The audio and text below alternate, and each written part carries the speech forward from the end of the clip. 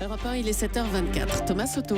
Les secrets politiques de Caroline Roux. Bonjour Caroline. Bonjour Thomas. Le prélèvement de l'impôt à la source a été remis sur la table par le gouvernement. Très vite, des doutes se sont exprimés sur sa faisabilité d'ici 2017.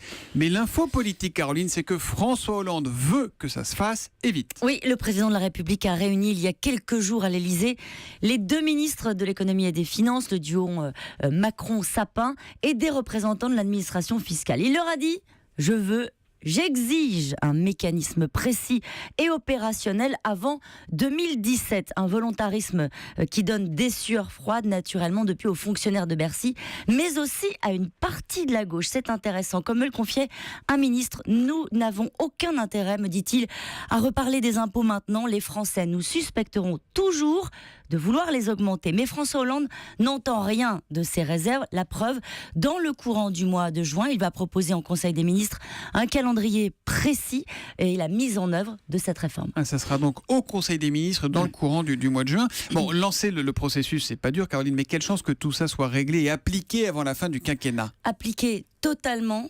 Aucune chance que ce soit fait avant la fin du quinquennat. C'est trop compliqué. Imaginez, vous avez entendu parler de la feuille de salaire simplifiée. Elle n'est toujours pas en application. Ce sont des procédures très lourdes. Mais François Hollande souhaite amorcer cette réforme, poser les premières pierres, car il pense que le sujet est consensuel et qu'aucune majorité ne reviendra dessus après 2017. Voilà, le prélèvement de l'impôt à la source au menu du Conseil des ministres dès la mi-juin, nous dit Caroline Roux ce matin.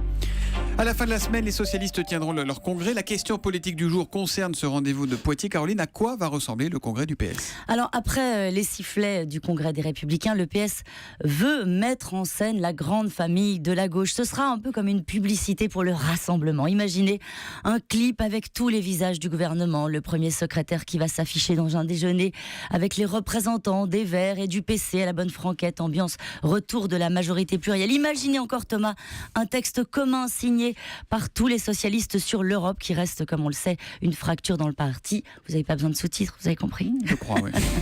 Et puis on va en entendre parler, Caroline.